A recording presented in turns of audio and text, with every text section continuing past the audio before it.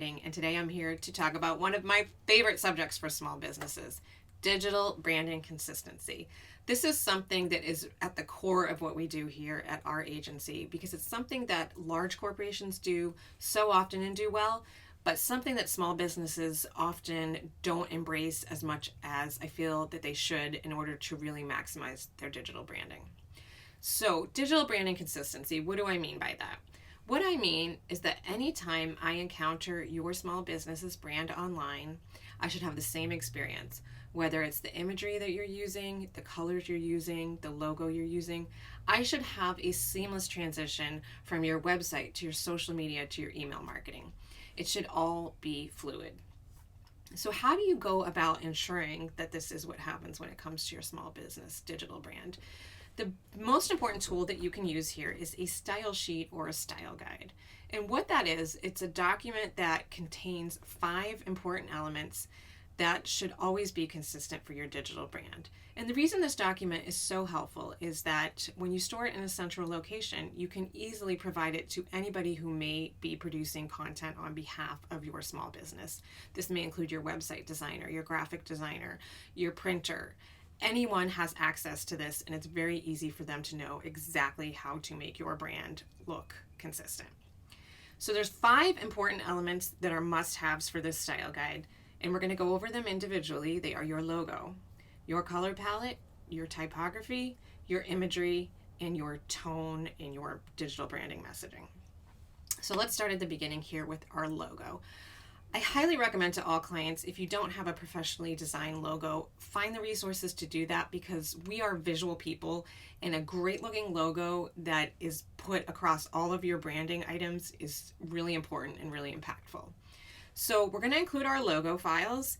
We will have the placement of our logo. Where should it go on your materials? How large should it be? How small can it be? What does it look like on a light background, on a dark background, on a transparent background? You get the picture. We want to really spell out how that logo should look in different formats. Number 2 is your color palette. You should have a color scheme or a color palette for your brand where you're going to have your primary brand colors, any accent colors that you use.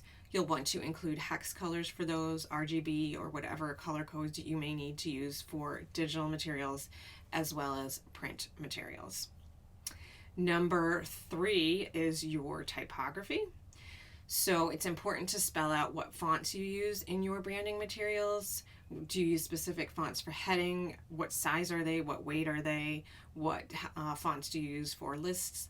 All of those particulars that ensure that the same fonts are used in all of your digital materials. Number 4 is your images and your stock photography. So going back to the point that we are very visual by nature, and social media and digital media is really so visual heavy right now, you want to make sure that you have a very carefully curated selection of images that represent your brand well, and that those are accessible to anybody who may need to use them for various marketing materials. Your idea is to really resonate with your buyer persona, so make sure that once again you've carefully curated that collection of images. Lastly is the tone that you use for your brand messaging. Your brand might be really informal, sort of like a friend next door, so you might use language that is less formal, you might use emojis. You have different ways of expressing your brand messaging, or you might be more formal, where if you're a financial institution, you may want to discourage the use of certain terms or take a more formal tone. So this is something that would be important to include in your style guide so that, for example, if someone is producing a promotional video for you, they know exactly what tone of voice they need to be using in the marketing material that they create.